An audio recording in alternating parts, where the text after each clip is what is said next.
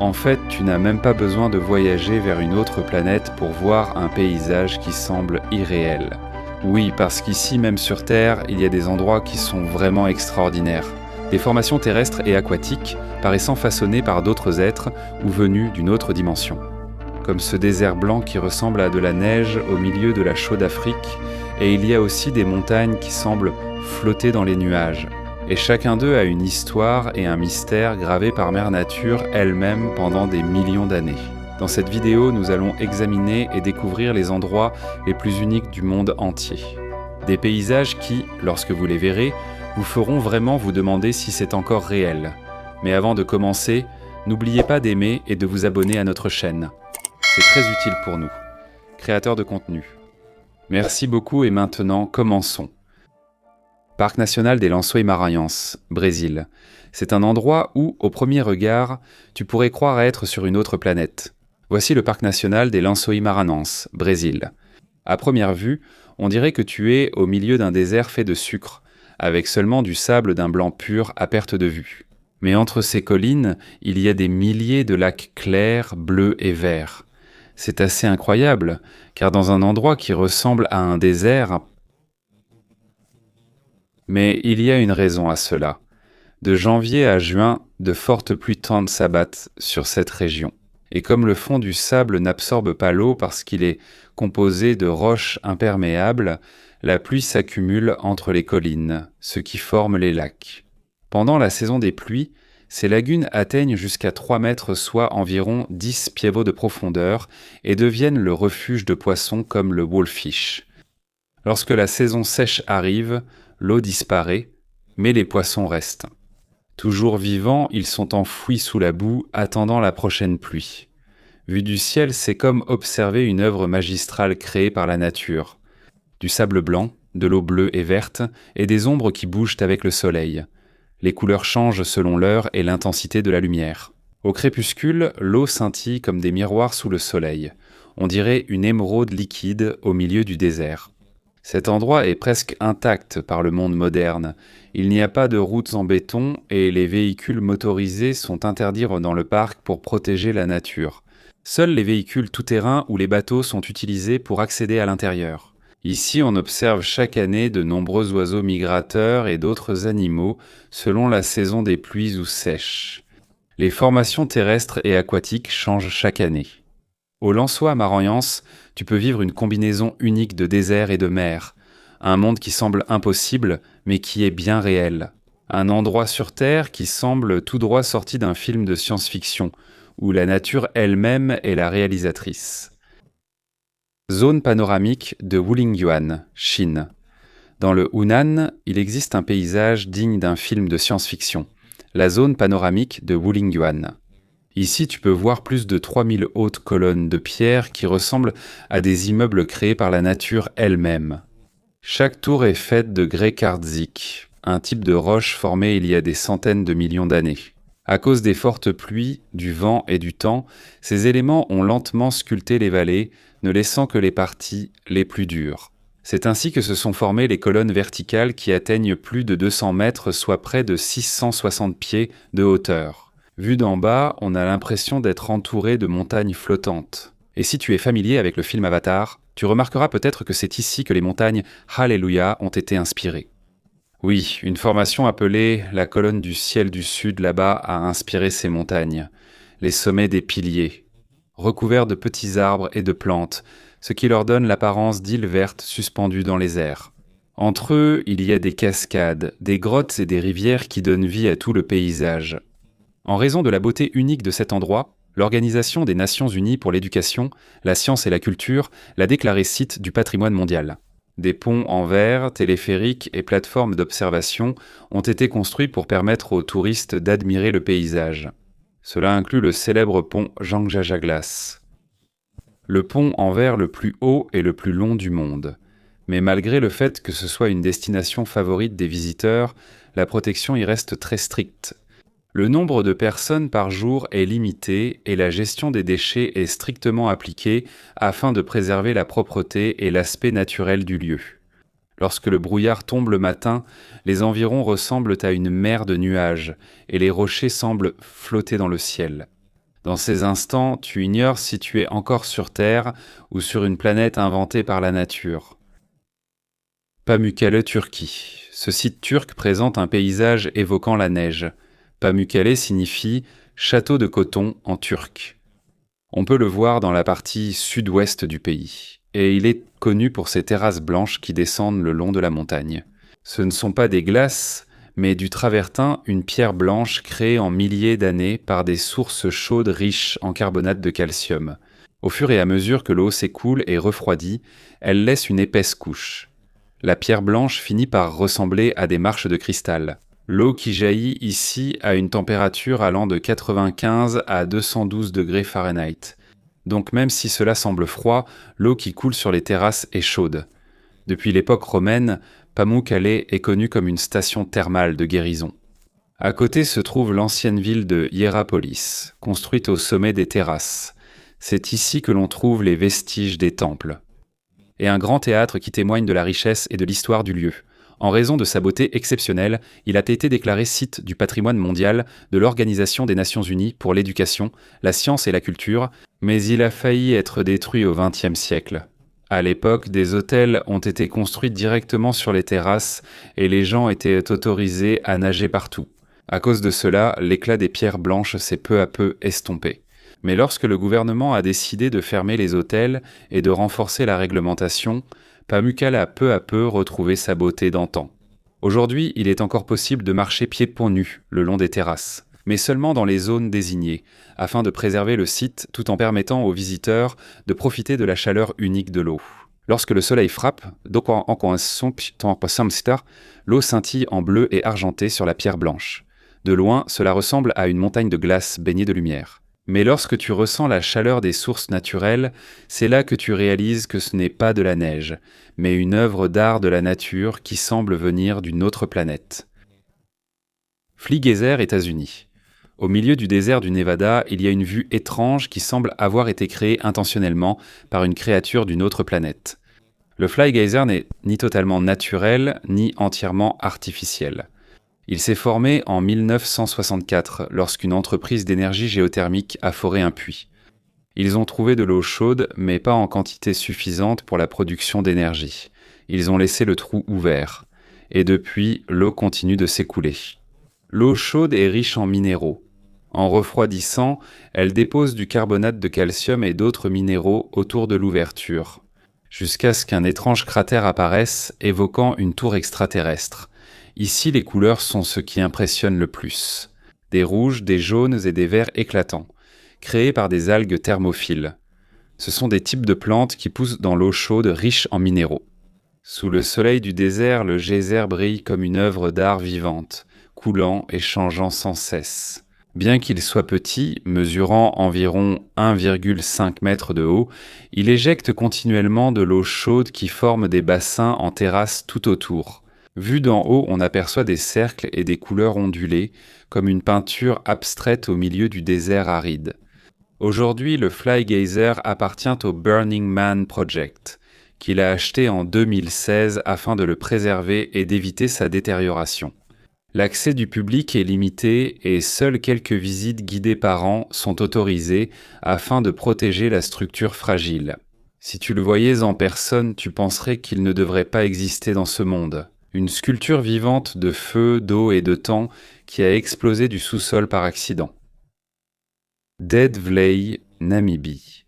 Au cœur du parc national de Namib-Naukluft, un paysage digne d'un film de science-fiction, le Dead Vley, ou lac mort. Autrefois, c'était une vallée sablonneuse, traversée par une rivière. À chaque forte pluie, un lac peu profond se formait ici, où poussaient des arbres appelés camel thorn. Mais tout a changé lorsque la rivière a été complètement bloquée par le sable et que l'eau a disparu peu à peu.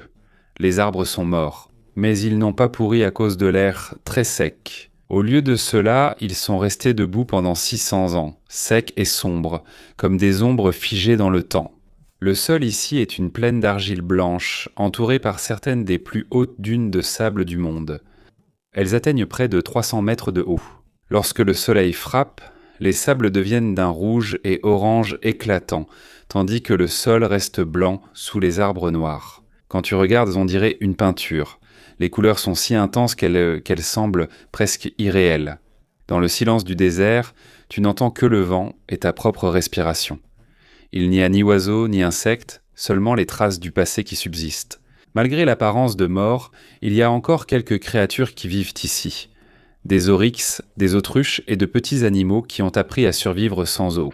Le Deadblay prouve que même dans les lieux les plus hostiles, une forme d'eau subsiste. Il est aujourd'hui une destination prisée des photographes. Le contraste des couleurs et des formes donne une image qui semble avoir été créée par un peintre et non par la nature. À chaque regard, tu as l'impression de marcher sur une autre planète, silencieuse, mystérieuse et sans vie. Mais c'est magnifique. Monument national Vermilion Cliffs, États-Unis. À la frontière entre l'Arizona et l'Utah se trouve le monument national des Vermilion Cliffs, un paysage digne d'une peinture ne semblant pas naturelle.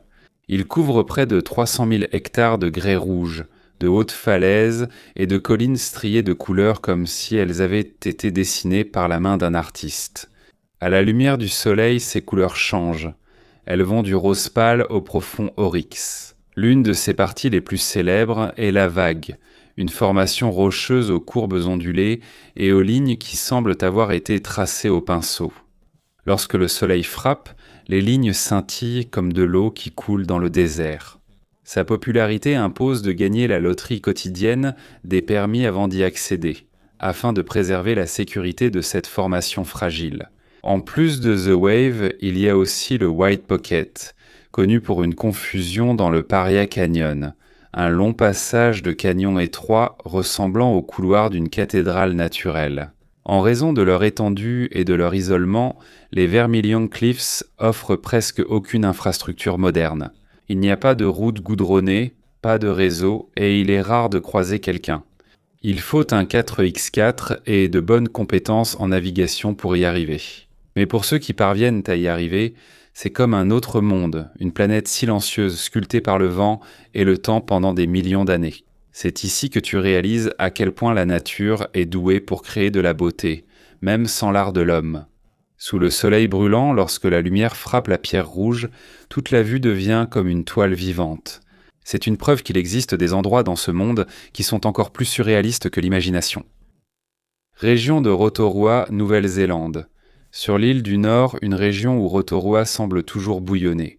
C'est l'une des zones géothermiques les plus actives au monde et, dès le premier regard, on a l'impression d'être sur une autre planète. Autour de la ville, on peut voir de la fumée s'échapper du sol, de la boue en ébullition et des sources chaudes aux couleurs vives. Du bleu et du vert à l'orange et au jaune. Cette vue étrange est une véritable attraction. C'est le résultat du magma qui s'est approché de la surface de la Terre, chauffant l'eau en dessous et créant des centaines de bouches thermales. L'une des attractions les plus célèbres ici est le parc thermal Aikwon-O, Tapu Wonderland, un parc où les minéraux dans l'eau créent des couleurs presque surréalistes. La piscine Champagne, par exemple, possède une eau turquoise profonde entourée d'un bord orangé, créé par les sulfures d'arsenic et d'antimoine. Il y a aussi la palette de l'artiste, une terrasse qui change de couleur selon le flux de l'eau. En outre, on y trouve également le geyser Pohuttu, le plus grand geyser actif de l'hémisphère sud, qui peut atteindre jusqu'à 30 mètres de hauteur à chaque éruption. Mais Rotorua ne se distingue pas seulement par ses paysages, elle fait aussi partie de la culture des Maoris, les habitants autochtones qui vivent ici depuis des siècles. Ils utilisent l'eau chaude non seulement pour se baigner, mais aussi pour cuisiner. Dans certains parcs et communautés, on peut encore voir les sources naturelles utilisées comme cuisinières et bains. L'odeur du soufre, le bruit de la boue bouillante et la fumée qui s'échappe du sol, tout cela donne l'impression de marcher sur une planète vivante. Un lieu où chaque pierre, goutte d'eau et vapeur semble respirer. Salar de Uyuni, Bolivie. Dans la partie sud-ouest de la Bolivie, on trouve la plus grande étendue de sel au monde, le Salar de Uyuni. Imagine un endroit d'environ 4000 miles carrés, dont le sol est entièrement recouvert de sel et où l'horizon semble sans fin. Quand tu regardes autour de toi, tu as l'impression d'être sur un immense miroir. Pendant la saison sèche, tu peux voir des millions de motifs hexagonaux de sel créés par la cristallisation naturelle. Mais pendant la saison des pluies, il est recouvert d'une eau claire qui devient un miroir parfait, faisant que le ciel et la terre semblent ne faire qu'un. On dirait que tu flottes parmi les nuages, une vue surréaliste digne d'un film de science-fiction. Le Salar d'Uyuni appartenait autrefois à d'anciens lacs asséchés il y a des dizaines de milliers d'années. Sous son épaisse croûte, il y a une saumure riche en lithium qui constitue une grande partie de l'approvisionnement mondial en lithium, un ingrédient essentiel dans les batteries de la technologie moderne. Au centre de cette plaine, de petites îles rocheuses émergent. La plus populaire ici est l'île Incahuasi, couverte de cactus géants qui atteignent plus de 9 mètres de haut. Le matin, le soleil frappe le sel et les cactus, et tout autour brille comme du cristal. En raison de sa beauté unique, des milliers de touristes et de photographes viennent ici chaque année. Ce lieu sert aussi de décor pour des films et publicités cherchant un paysage futuriste ou extraterrestre. Mais au-delà de son apparence, le Salar d'Uyuni est un rappel de la façon unique dont la nature a sculpté notre monde, un endroit qui semble impossible mais qui existe réellement. Sous le soleil, alors que le ciel se reflète sur le sol salé, tu as l'impression de te tenir entre la terre et le ciel. Parc géologique de la formation de Zhangye Dengxia, Chine. Dans la province du Gansu, en Chine, il existe un paysage qui semble avoir été dessiné par les mains de Dieu avec toutes les couleurs de la palette. Le parc géologique de la formation de Zhangye Dengxia. Quand tu regardes ici, tu vois des montagnes et des falaises rayées de rouge, de jaune, de bleu, de vert et d'orange. C'est comme une immense toile peinte qui s'étend jusqu'à l'horizon. Mais derrière cette beauté se cachent des millions d'années. Un phénomène naturel, des grès rouges et des dépôts minéraux accumulés et solidifiés sur 20 millions d'années. Au fil du temps, le vent et la pluie en sont devenus les sculpteurs. Ils ont progressivement façonné collines, falaises et vallées pour créer les formes visibles aujourd'hui. Les oxydes de fer donnent la couleur rouge, tandis que le sulfate de cuivre et d'autres minéraux sont responsables des lignes vertes et jaunes. Après la pluie, les couleurs deviennent encore plus vives. Les teintes semblent presque éclairées, comme si la lumière venait directement du sol. Au lever et au coucher du soleil, ombres et couleurs évoluent, faisant de chaque instant une œuvre d'art unique. Pour préserver le site, les autorités ont installé des passerelles et plateformes d'observation, permettant aux visiteurs de circuler sans endommager la roche. Et grâce à cela, c'est l'une des destinations les plus prisées des photographes et des touristes dans toute la Chine. Lorsque tu te tiens au milieu du Jiangyi Dangxia, tu as l'impression de ne plus savoir où se termine la réalité et où commence l'imagination. C'est un rappel que tu n'as pas besoin de regarder vers une autre planète pour voir ce genre de mystère. Parfois, il suffit simplement de regarder la Terre elle-même. Cappadocia, Turquie. Sur le plateau anatolien, un lieu semble issu de l'imagination. La Cappadoce, un royaume de pierre et d'histoire qui semble ne pas appartenir à ce monde. C'est ici que vous trouverez d'étranges formations rocheuses appelées cheminées de fées. De hautes tours de pierre coiffées de couvercles ronds au sommet, ressemblant à des chapeaux de lutin.